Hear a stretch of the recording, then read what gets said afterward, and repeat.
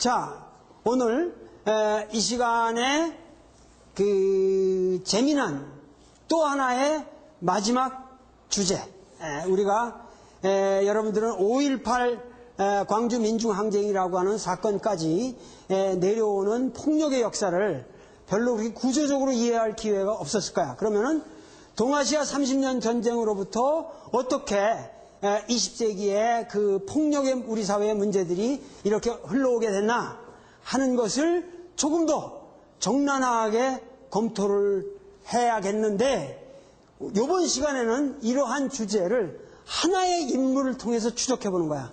하나의 인물. 그 하나의 인물이 누구였어? 박정희? 어떻게 그렇게 잘 알았어? 자, 박정희라고 하면은 홍민호는 어떻게 생각해?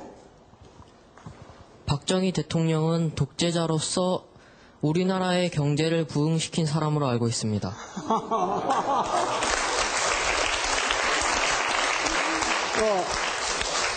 우리 반장 한번 얘기해봐. 네. 저는 그 박정희 대통령이요, 카리스마가 있고 이런 밀어붙이는 힘이 있어가지고 그러니까 지금의 우리 한국이 존재할 수 있게 해준 사람이라고. 아주 고맙고 좋은 사람. 독재자가 아니고, 독재자가 아니고 고맙고 좋은 사람이야? 그러니까 솔직히 얘기해봐. 그렇게 고맙진 않은데. 그렇게 고맙진 않고. 그렇게 고맙진 않은데 카리스마가 있는 사람. 그래서 뭔가를 화끈하게 밀어붙여가지고 오늘의 한국의 모습을 만든 사람. 그지? 좋았어. 박수.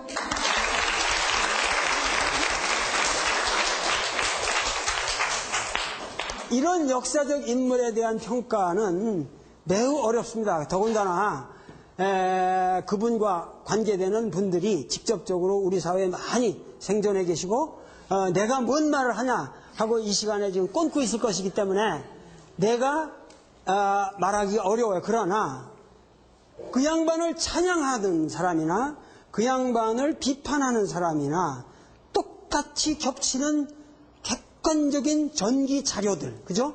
한 사람의 바이오그래피를 쓸 적에 그 바이오그래피에 그 사람을 찬양하는 사람이든 그 사람을 비판하는 사람이든 겹치는 아주 명백한 사실들이 있죠. 예? 그런 사실들은 우리가 얘기할 수 있지 않겠어요? 그러니까 그러한 사실을 중심으로 왜 박정희라는 인물이 현대사의 중요한 인물인가 하는 것을 얘기해 보려고 합니다. 해방됐을 때 이 양반이 몇이겠어? 28. 그런데 그 해방됐을 때 이 양반이 어떤 분이었을까? 일본군 소위였어요. 아마 중위까지 진급을 하고 뭐 한 달인가 있다가 됐으니까, 일본의 사관학교까지 나온 분이에요. 일본 당시 일제시대 때 사관학교까지 나온 사람인데, 하여튼 그런 건 사실이죠. 근데 일제시대 때 그리고 사관학교의 이름은 창씨 개명을 했기 때문에 다카키 마사오, 고목, 이런 건 아주 역사적 사실 아니겠어? 내가 할 수 있는 얘기지? 박정희의 이름은 다카키 마사오입니다. 그래서 일본의 우선 그 육군 사관학교까지 나온 아주 육군 사관학교 외국인, 그러니까 정규 일본인 거의 국사관 못 들어가. 그런데 일본 육군 사관학교에서 외국인 부대가 있는데 그 섹션에서 그래도 그 3등으로 졸업한 분이야. 그러니까는 성적이 아주 우수한, 그렇게 해가지고 일본 황국의 신빈으로서 자격이 아주 확실한 분이죠. 5형제 중에서 막내로 태어난 분이야. 박정희가 아주 그 막내거든요. 그런데 그 상당히 공부를 잘했어요. 그래가지고 학교를 어디를 들어갔냐면은 대구 사범학교를 들어갔다고.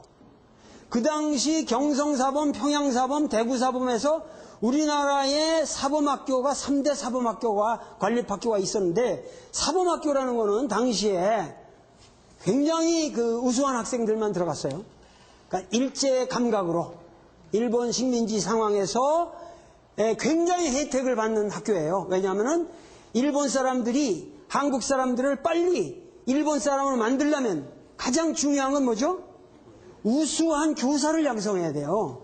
우수한 교사들을 양성해서 그들로 하여금 한국 식민의 모든 사상을 가르쳐야 되기 때문에 사범학교는 뭐 전적으로 모든 걸 지원했고 아주 그 물론 돈도 안 냈고 배급도 좋았고 그럴 만큼 철저한 일본 교육을 받겠죠. 그래서 사범학교 들어가는 게 굉장히 어려웠다고. 그래서 일제시대 때 사범학교를 나온 사람들은 뭔가 철저해 사람들이. 그 사범학교 훈련이 대단하거든. 그래서 공부도 지독하게 하고 일본 식민지 사상이 아주 철저한 사람들이란 말이죠. 그래서 그 당시 물론 상황에서 그런 여러분들은 그 아리랑이라는 김산이라는 사람이 쓴 아리랑 림 웨일즈라고 아주 에드가 스노우의 부인이었고 아주 혁명적 기자였는데 그 사람이 모택동 그 연안 장정을 끝나고 나서 그 연안에서 어떠한 도서관에 책을 찾으러 갔다가 모든 그 도서관의 책들이 영어 책들이 한 사람에 의해서 빌려가고 있다는 사실을 발견했어요. 그 어려운 영어 책들이. 그런데 그 사람을 수배해 보니까 한국 사람이었다고. 그래서 그 사람에 대한 궁금증을 가지고 그 사람을 만나서 묻기 시작해서 그 사람의 일생을 전기적으로 써놓은 게 그 아리랑이라는 림 웰즈 아리랑이라는 유명한 책이거든요. 그런 사람들이 그 자라난 인생을 보면은 물론 어려서부터 투철한 정신을 가지고 그 조국의 광복을 위해서 싸운 처절한 투쟁이 있는데 그 어려서부터 처절한 그 일제 탄압을 견뎌가면서 그 신흥무관학교까지도 오고 그 뒤로 그 중국의 그 혁명에도 참가하는 그런 어떤 혁혁한 모습을 우리가 볼 수 있는데 그런 사람들의 인생하고 사범학교 들어가서 우리나라 사람들을 한국 식민으로 가르치기 위해서 투철한 정신을 가지고 사는 사람하고는 좀 다르지. 그건 분명히 다를 거야. 그러니까 그런 거는 여러분들이 잘 판단하세요. 이거는 객관적인 사실만 얘기하는 겁니다. 자, 그래가지고 자라나는 과정에서 박정희의 셋째 형인데 박상이라는 사람이 있었어. 박상이라는 사람이 굉장히 중요한데 박정희라는 사람이 있고 그 박정희의 형의 상이라는 사람이 있단 말이에요. 서로 상자에. 이 박상이라는 사람이 상당히 이 사람은 훌륭한 민족 지도자였고 그 당시 그 유명한 소셜리스트였어요. 사회주의자였단 말이죠. 그러니까 박정희하고는 상당히 조금 걸어간 길은 다르나 박정희는 박상이라는 자기 형을 굉장히 존경하고 따랐다고 그래요. 그렇기 때문에 박상희로부터 민족에 대한 어떠한 무언가 대의라든가 그 인간으로서 살아야 하는 도리에 관해서 배운 게 있었을 거야. 박상희라는 사람은 훌륭한 사람이니까 그 당시 그 시대에 굉장히 존경받던 그 지역에서 어떠한 민족 지도자 중에 한 사람이었단 말이죠. 자, 이런 좀 복잡한 그 인생이 펼쳐지는데 그러고 나서 사범학교를 나오면 어디로 가겠나? 당연히 교사로 발령을 받겠죠. 그래서 이 사람이 발령받아 간 것이 문경의 소학교야. 문경에 있는 소학교에 가서 굉장히 학생들을 열심히 가르쳤어요. 그래서 거기서 상당히 좋은 선생 노릇을 했거든. 박정희라는 사람이 나팔도 잘 불고 뭐 이렇게 풍금도 잘 치고 그래서 나중에 그 양반이 뭐 새마을 노래도 만들고 또 습자도 잘해가지고 저 광화문 글씨도 쓰고 지금 다 그런 게 그 일본 사범학교 졸업생의 그 솜씨란 말이야. 그런데 그래서 문경에서 소학교에서 그래도 학생들을 가르친다는 건 보람 있는 일 아니겠어요? 그런데 거기서 가르치다가 갑자기 만주로 도망가. 그래서 만주로 튀는데 그것이 도망간 건지 자기 자진해서 간 건지 여러 가지 사건이 있어. 예를 들면 교장하고 뭐 싸우고서 교장을 박정희 교사가 일본인 교장을 때려가지고 뭐 어떠한 문제가 있었다든가, 또 이 사람이 항상 그 나팔을 부르기를 좋아했는데 그 일본 교사들이 자식아 왜 기분 나쁘게 맨날 거기서 나팔 부냐 그래가지고 못 불게 해서 또 화가 나서 뭐 어떻게 티각티각 걸었다든가, 뭐 여러 가지 그 얘기가 있는데, 이런 얘기들은 다 그 위대한 인물에 대한 전설적 이야기이므로 그런 거는 좀 여기 얘기하지 말자 이거야. 중요한 거는 만주로 갔다. 만주로 왜 갔냐? 물론 만주로 갈 적에 한국의 당시 정황이 학생들을 아무리 가르쳐봤자 한국 시민이 되라고 가르치는 거 이건 문제가 있다. 그러고서 각성해가지고 가가지고 독립군을 찾아갈 수도 있죠. 김산처럼. 그런데 이 사람은 어디를 찾아갔습니까? 만주 군관학교를 들어갔습니다. 그러니까 거기에 신경이라고 장춘이라는 그 만주에 당시 일본이 만주국을 세워가지고 그 만주 위만주국의 군인들을 길러야 됐기 때문에 거기에 그건 이제 일본 나라야. 만주국이라는 건 만주국이라고 하지만 그건 그 당시 일본 나라였거든. 그러니까 일본이 지배하고 있었으니까 거기서 일본 군인들을 길러야 되고 거기 관동군이 배치되어 있었기 때문에 거기에 장교들을 기르는 장교 군관학교에 이 사람이 들어간단 말이야. 결국은 거기서 2년을 워낙 우수한 성적으로 졸업을 했기 때문에. 근데 재미난 건 뭐냐면 그 박정희가 그 대구 사범을 댕길 때는 상당히 우울한 성격으로 보냈다고 그래요. 근데 그 군관학교에 가서는 굉장히 활달하고 상당히 만족스러운 그 아주 훌륭한 생도 생활을 했다고 그래요.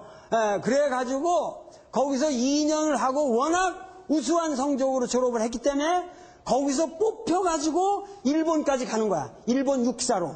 그래서 일본 육사로 가가지고 일본 육사에서 2년을 더 공부해가지고 우수한 성적으로 졸업합니다. 그 성적표가 다 있거든요.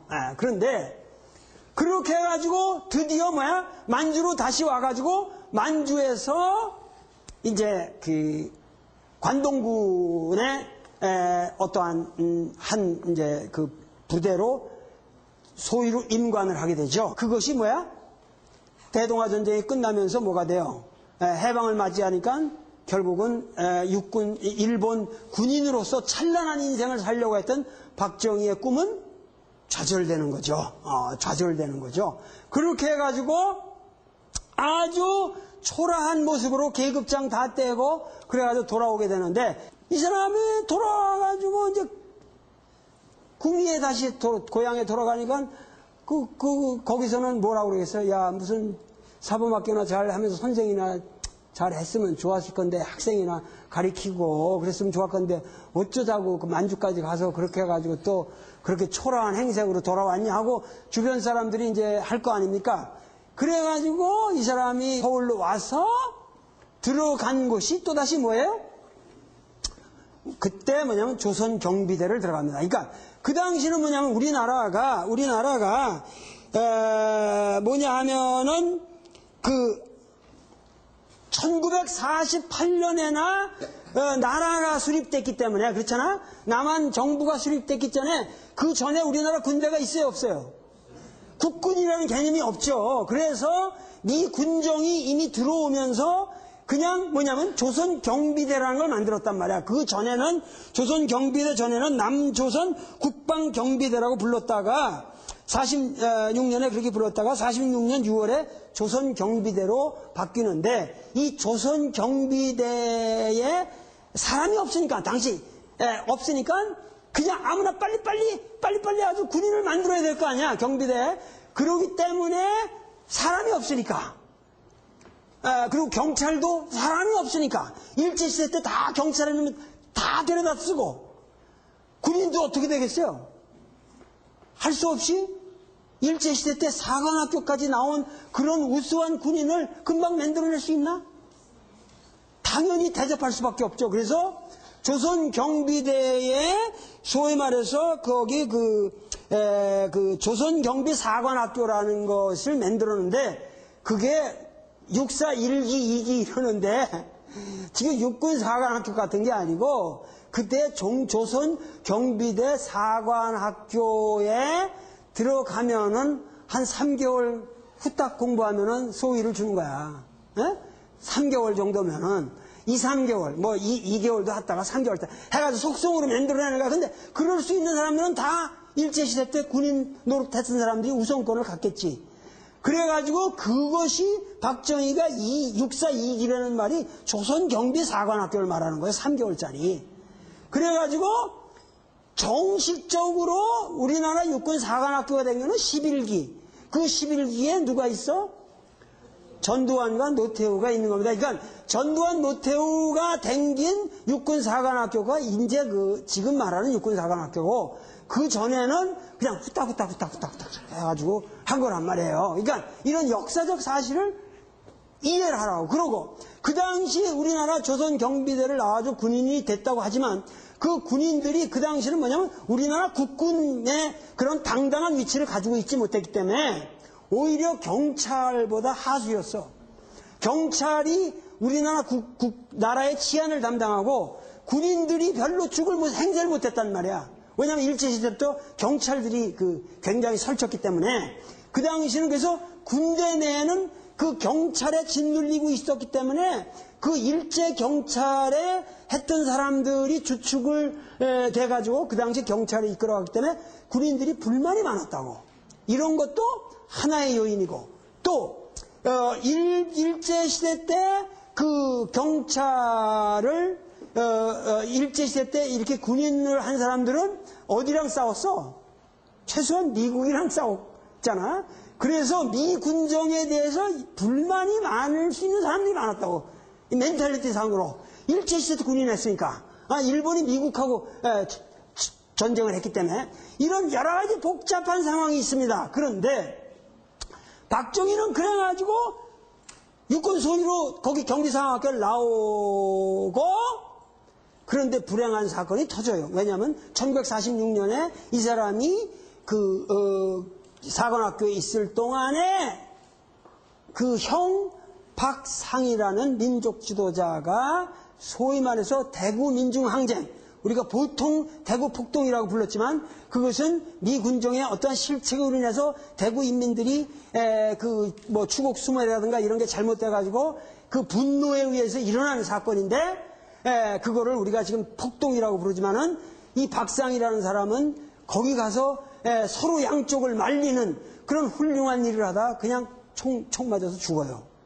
그러니까 그 박정희의 그 분노가 얼마나 강하겠냐. 자기 존경하던 형이 그렇게 민족적으로 좋은 일을 하다가 그렇게 희생을 당하는 사건을 듣고도 아무 말 안 하고 소위로 인관됩니다. 그러다가 중위를 거치지도 않고 대위로 갔고 그 다음 한 1년 만에는 소령이 된다고. 그래서 이제 국군으로 들어가요. 1948년 이후에 된다면 국군 이제 소령으로 되는데 이게 아니 그 당시는 그냥 승진이 그냥 막 급해야 그냥 막 계급도 제대로 거치지 않고 그냥 팍팍 뛰는 거야. 그래가지고 이제 들어갔는데 자 재미난 사건이 벌립니다. 지금 해방 후 우리 공간에 소위 말해서 45년부터 6.25 전쟁까지의 그 공간이라고 하는 것은 이 해방 공간이라고 하는 것은 너무도 무질서했고 특히 미 군정화에서 특히 그 미 군정과 우리 인민위원회라고 하는 우리나라 그 민중들의 자치조직과의 굉장한 갈등이 있었다고 그랬죠. 그러한 상황에서 가장 크게 터진 사건이 1948년에 4.3 제주민중항쟁이라는 사건입니다. 여러분들은 왜 제주도에서 그렇게 어마어마한 사건, 자그만치 6만 명이 죽어요. 6만 명이 죽습니다. 전체 통계로 보면 한 6만 명이 학살을 당했다고 그러는데 제주도 사람들이 6만 명이 학살됐다고 그러는데 그 끔찍한 그 만행이 이루어지는 것은 뭐냐면은 여러분들이 왜 제주도에서 그렇게 생각? 여러분들은 제주도 그러면 섬나라고 굉장히 섬이고 굉장히 당시에 좀 문화적으로 낙후된 동네 같이 보이죠. 천만에 그렇지 않습니다. 여러분들 제주도를 우습게 하면 안 됩니다. 일제 시대를 통해서 제주도 사람들이 가장 일본으로 많이 갔어요.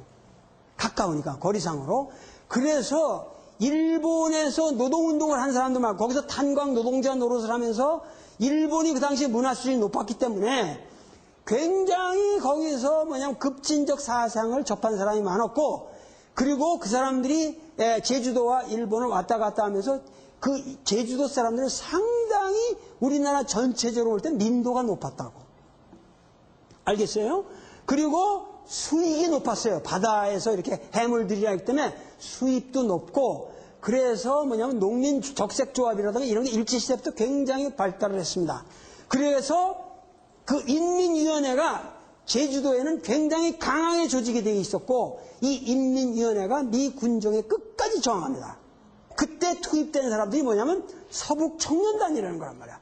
이 서북청년단이라는 거는 김일성이 북한에서는 토지개혁을 하고 이런 그 인민위원회를 소비에트랑 소비에트 조직과 같은 걸로 이렇게 다시 활성화시키면서 굉장히 민중운동을 확산시키고 굉장히 잘했거든요. 그러는 과정에서 친일파라든가 그 지주라든가 이런 사람들이 다 숙청되잖아요. 그때는 38선이 개방돼 있었어요. 그래서 북한에서 전부 이 사람들이 내려오는 거야.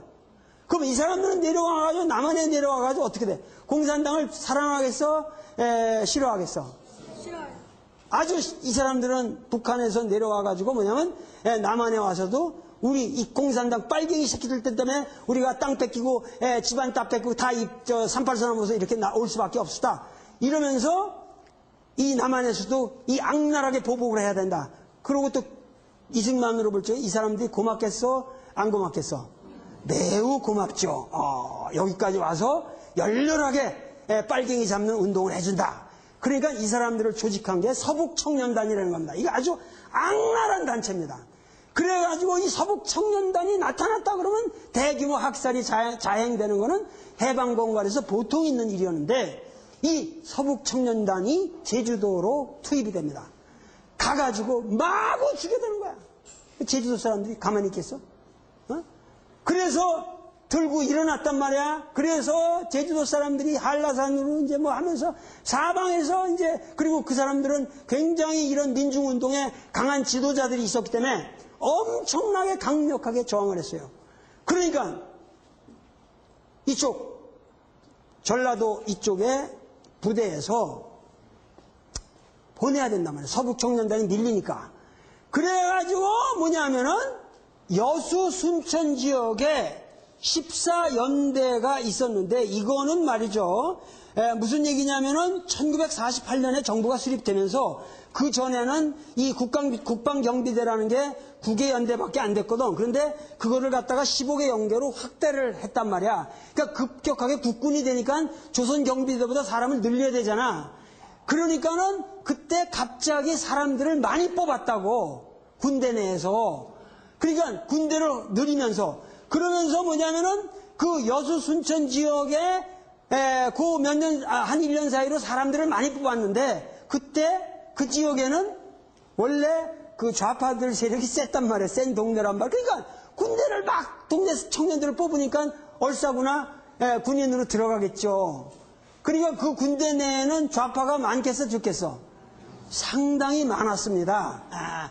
그러니까 그 14연대가 거기에 그 여순 순천에 있었는데 14연대에 거기 지창수라든가 하여튼 그 유명한 사람들이 있어. 그리고 오동기 소룡이니 이런 사람들이 다 그 좌파 계열인데, 이 사람들 보고 이제 제주도로 가서 서북청년단이 이렇게 위대한 이 진압을 지금 하고 있는데, 이들이 지금 몰리고 있다.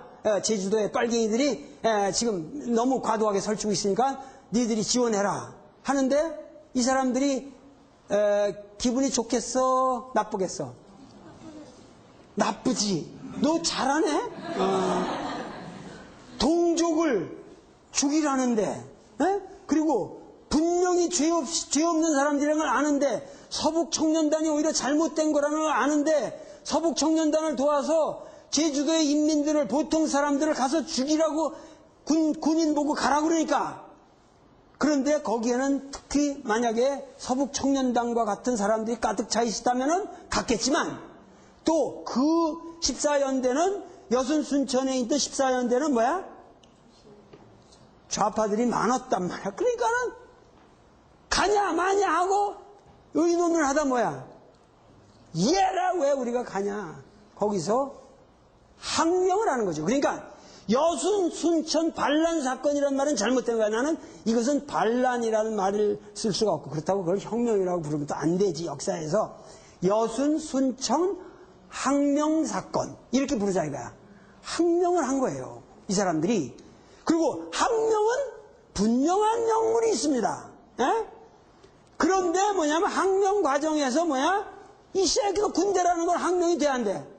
군대는 항명하면 안 되는 데입니다. 어떻게든 항명하면 안 되는 데거든요. 그러니까 군대 내에서는 또다시 항명하는 놈들을 죽이려고 하겠죠. 그렇게 하니까는 그 여순 순천 지역이 어마어마한 학살이 되는 거예요. 그 항명 과정에서 또 그 많은 사람들이 항명하면서 그 소위 우파 계열을 죽이며 그럼 또 우파에서 와가지고 이 새끼들 좌파 새끼들 이 지랄한다고 그냥 죽이고 지금 여러분들 순천 벌견 이런 데 가보세요. 거기 이 국도에 거기 다리가 있어요. 그 다리에 우르르 새까맣게 사람 있어가지고 뚜르르 쏘면 그냥 개천으로 떨어지고 그걸 다 지금 순천 사람들이 기억하고 있습니다. 그러니까 이러한 좌우의 이데올로기라고 하는 건 이런 비극인데 자 이때 문제는 그 여순 순천 항명 사건으로 인해 가지고 무엇이 드러나게 됐냐면은 우리나라 국군 내에 어마어마한 빨갱이 조직이 있다. 에? 여러분들 지금 말이죠. 대한민국 군대 내에 빨갱이들이 쫙 깔렸다. 이런 거 상상할 수 있어 없어? 상상할 수 없죠. 에? 그런데 당시에는 너무도 당연한 거예요. 왜냐하면 우리나라 군인들이 그 당시 급조된 거고 거기에 들어온 사람들은 일본 계열의 일본의 그 일제시대 때 군인을 했던 사람들 아니면 대부분이 좌파가 들어갔다고. 그리고 이 사람들은 경찰에 대한 불만이 있었고 그리고 그들은 그들 나름대로 어떠한 문제의식이 있었기 때문에 많은 사람들이 군대 내가 좌파로 이렇게 좌파가 침투되어 있다는 사건을 알게 됐죠. 그런데 놀라운 사건은 그 당시 박정희 소령이 바로 우리나라 군대 내에 중요한 직책을 맡고 있었던 남노당 간부였습니다. 이것은 너무도 엄연한 사실입니다. 왜? 박상희의 그 죽음 이후에 그 박상희의 친구 황태성이라든가 김재복이라든가 이런 사람들이 있었는데 박정희가 어려서부터 존경하던 형의 친구들이 있는데 그 형의 친구들의 권유에 의해서 박정희는 남노당에 가입을 합니다.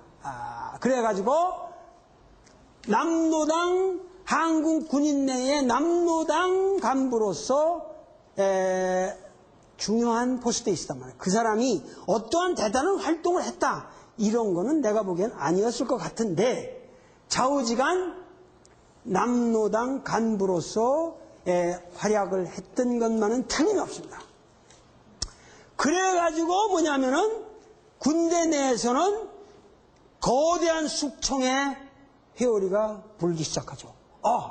그러니까 이승만으로 볼 적에는 얼마나 좋은 기회입니까? 이 기회에 군대 내 빨갱이들을 다 소탕할 수 있다. 자, 1949년에 스탈린과 박헌영과 김일성이 만나서 대담을 하는 자리에서 스탈린이 물어봅니다. 자, 우리 남반부에 우리 그 군대 내에도 우리 동무들이 많이 침투되어 있는가? 박헌영이 지금 그 대화 기록이 정확하게 남아 있거든요. 스탈린이 박헌영하고 김일성을 1949년에 그러니까 6.25 나기 1년 전에 공식 회담의 공식 기록입니다. 이거는 정확한 소련에서 나온 문헌인데 스탈린이 이렇게 물어요. 남조선의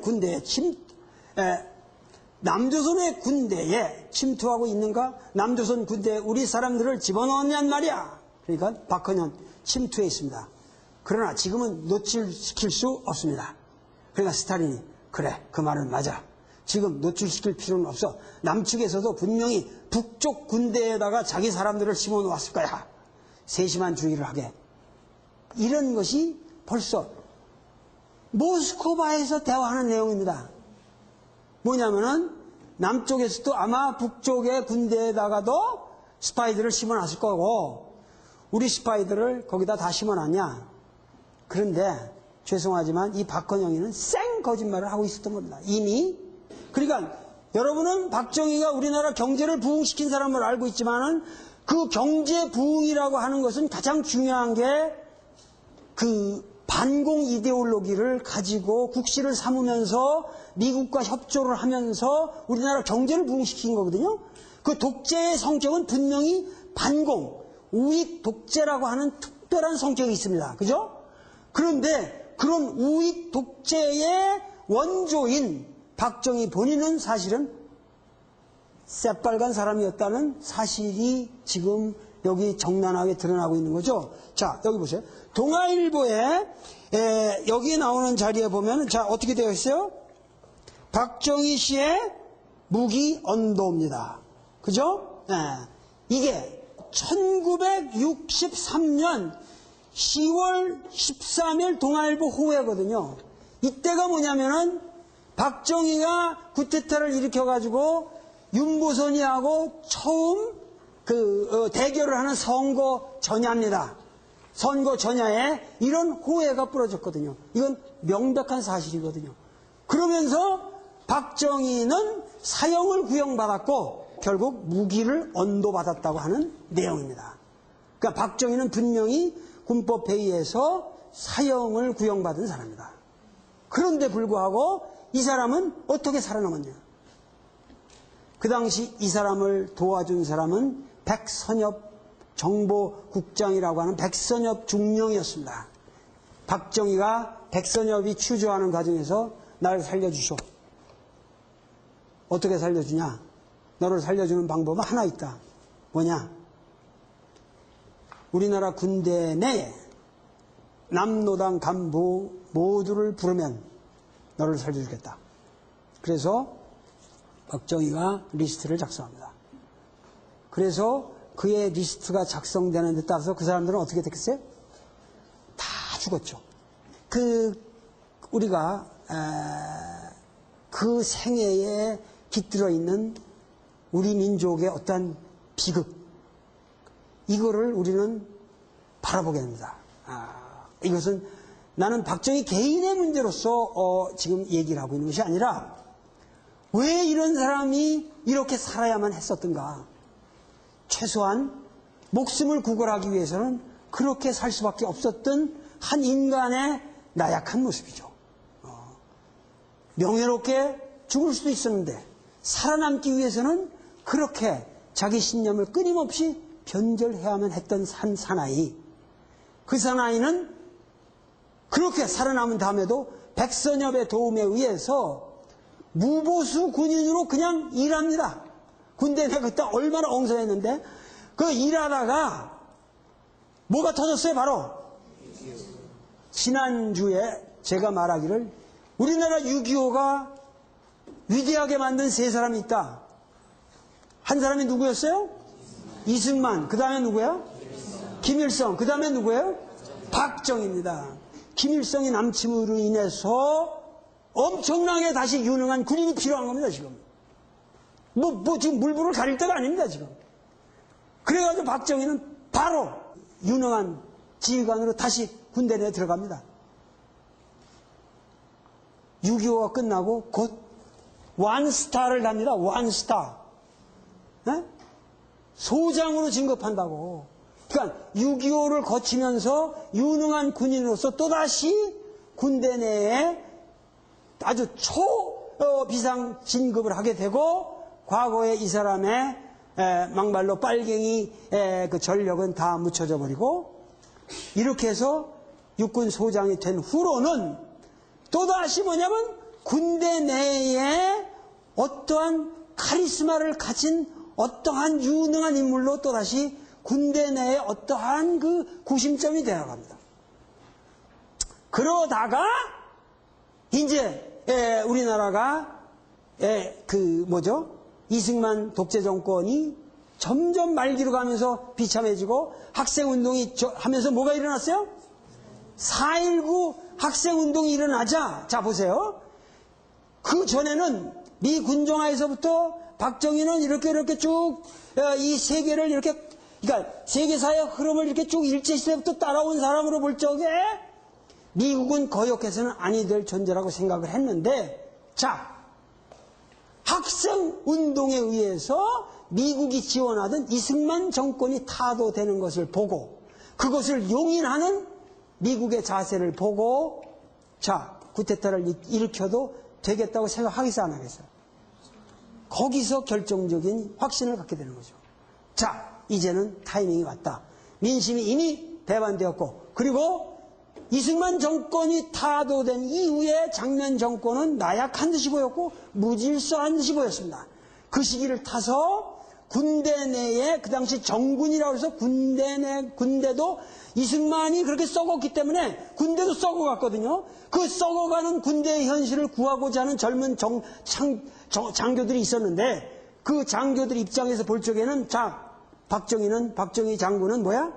그래도 일제시대부터 이런 빨갱이 전력까지 있고 이러면서 모든 이 역사의 영역을 거친 사람으로서 저 사람은 뭔가 범인과는 다르다.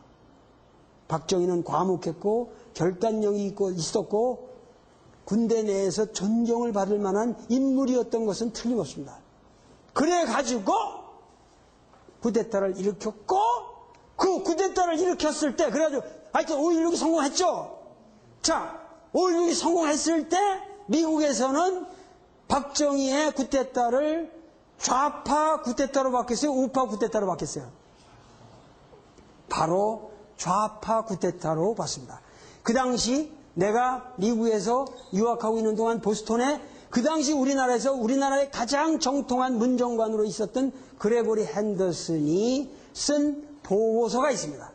그 보고서에 보면 박정희에 대한 전력이 자세히 나와 있고, 그레고리 핸더슨이 쓴 보고서에 의하면은 미국은 이 본 혁명을 좌파에 의한 획책으로 관주해야 되고 조심스럽게 지켜봐야 한다 하고 보고서를 쓰고 있습니다. 자, 당시 박정희가 혁명을 일으켰을 때, 5.16 혁명을 일으켰을 때 김일성이는 어떻게 환영했겠어? 환영하지 않았겠어? 당연히 환영했지. 야, 우리 동지의, 옛 동지의 동생이 남한에서 혁명을 일으켰다. 이거 정말 우리가 6.25에서 이렇게 낭패를 봤는데 이거 뭔가 또 일이 되는 거 아니냐 지금. 이때를 놓칠 수 있냐? 자, 빨리빨리 조사해봐라. 그러니까는 바로 박정희가 존경하던 형 박상희의 그 친구였던 황태성이라는 인물이 이북에 건전하고 있었습니다. 이 건전하고 있었는데 황태성이를 바로 간첩으로 난파를 시킵니다. 그런데 좌우지간 황태성이가 난파되어 와서 공작을 벌이고 있다는 것이 미국 정보기관에 입수가 되었고, 그래서 황태성이의 신변을 우리한테 넘겨라. 그래서 CIA에서 황태성을 2주간 취재를 합니다. 그리고 모든 걸 알아냈고, 할 수 없이 박정희는 뭐죠? 또다시 황태성이를 죽입니다. 그리고 또다시 5.16 혁명이라고 하는 이 사건에서 미국과 타협해서 어떠한 우파적인 그러한 길로 우리 역사를 휘몰아가지 않으면 도저히 살아남을 수 없다라는 지혜를 터득하게 되는 거죠. 그러면서 우리 역사는 또다시 이제 경제 부흥이라고 하는 소위 말해서 반공을 국시로 하면서 미국과 협조 체제하에서 급격하게 우리나라를 경제 부흥시키는 그러한 방향으로 우리나라의 대세를 풀게 되었고, 그렇게 해서 그 박정희의 경제 정책은 일단 세계사적 흐름으로 볼 적에 성공했다고 봐야겠죠. 박정희가 항상 이런 말을 했다고 그래요. 내 무덤에 침을 뱉어라. 박정희가 그 박정희가 청와대 출입하는 기자들에게 내 무덤에 침을 뱉어라 그런 말을 하곤 했대요. 근데 여러분 박정희 무덤에 침을 뱉을 필요가 있겠습니까? 침을 아끼세요. 내 무덤에 침을 뱉으라고 할 땐 내 무덤에 침을 뱉으라는 게 아니라 박정희 자신도 그런 말을 했다고 하는 것은 제발 여러분들은 나와 같은 인생을 살아서는 안 된다는 얘기입니다. 최소한 그만한 양심은 있었던 사람이라고 생각해야겠죠. 문제는 이상이라고 하는 위대한 문학가가 날개라는 작품을 쓰면서 그 앞에 뭐라고 썼냐면 19세기를 봉쇄하여 버리시오 그랬습니다. 19세기가 우리에게 민족에게 남겨준 게 뭐냐? 그 당시 일제시대를 그렇게 비참하게 살았던 이상과 같은 천재적인 지식인 로봇 쪽에 그 날개라는 그 창녀의 빌부터 살고 있는 한 지식인의 모습을 그린 그 작품 속에서 첫머리에 19세기를 봉쇄해 버리십시오. 19세기의 그 역사, 그 비참한 역사는 우리에게 이제 전달되어서는 안 된다는 겁니다. 마찬가지로 아마도 심수봉이 그린 박정희의 모습은 내가 보기에는 편안한 자살이라고 봐야 돼요. 김재규가 쏜 것이 아니라 옆에서 차지철이 죽고 막 지랄하는데도 자식들 하고 가만히 있고 총을 쏘는데 가만히 맞더라는 겁니다. 그리고 피를 흘려가면서도 난 괜찮아 하는 말을 할 정도면 박정희는 너무도 비참한 자기 인생의 한 세기의 영역이 이제는 끝내고 싶은 거죠. 이제는 끝내고 싶을 것 같고 여기에 내 무덤에 침을 뱉으라고 하는 얘기는 여러분들의 침을 여러분들 보고 침을 뱉으라는 게 아니라 이제 더 이상 이러한 비극은 내 인생에 이러한 비극은 되풀이돼서는 안 된다. 그런데 우리는 아직도 이런 박정희의 인생에 남겨주는 교훈을 아직도 우리는 깨닫지 못하고 똑같은 박정희의 인생을 그러한 영역을 되풀이하려고 하는 아직도 긴 칼을 차고 싶어하고 아직도 독재자가 되고 싶어하고 아직도 권력과 반공과 부를 지향하는 그러한 냉전적 멘탈리티에 여러분들이 도전하고 있고 또다시 신림동에서 고생해가면서 전관 예우를 받으려고 하는 법관이 되려고 바둥거리고 있고 그것이 여러분들이 해야 되는 논술의 이유라고 한다면 나는 이 자리에서 여러분들을 가르쳐야 할 하등의 이유를 느끼지 않습니다.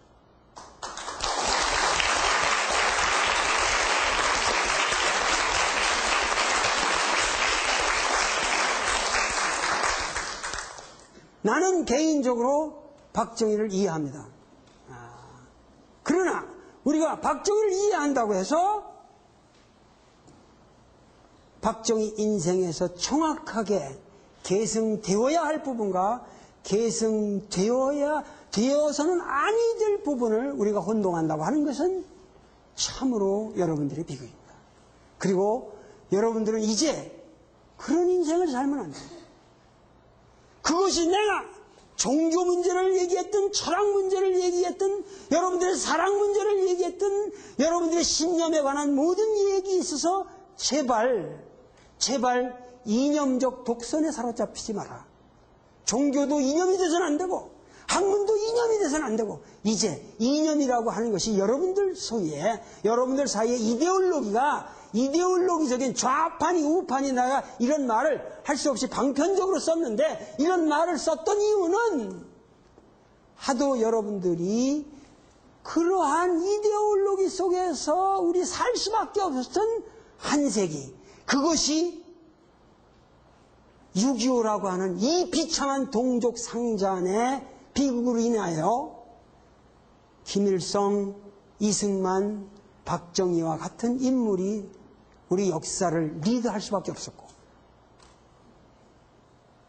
이러한 비극의 역사가 이러한 이데올로기의 대결이 여러분들의 논술에 이제는 비춰져서는 아니 된다고 봅니다. 여러분들은 이제부터 여러분들의 논술을 할 적에는 참으로 냉혹한 기하학적인 이성을 가지고 그리고 퇴계나 율곡이 말하는 도덕적인 미를 가지고 이제 여러분들이 21세기를 재건해야 될 그러한 시점에 와 있습니다. 이제 우리는 이데올로기로부터는 해방되어야 한다. 모든 여러분들을 압박하고 있는 정신적인 쇠사슬을 끊고 여러분들은 이제 위대한 여러분들 자신의 상상력을 가지고 논리적이고 합리적인 모든 의사소통이 되는 그러한 논술을 해달라는 게 저의 간절한 소망입니다.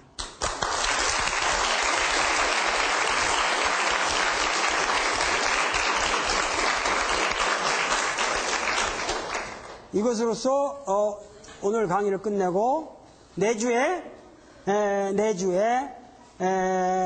최후의 두 강의를 내주에 하겠습니다. 감사합니다.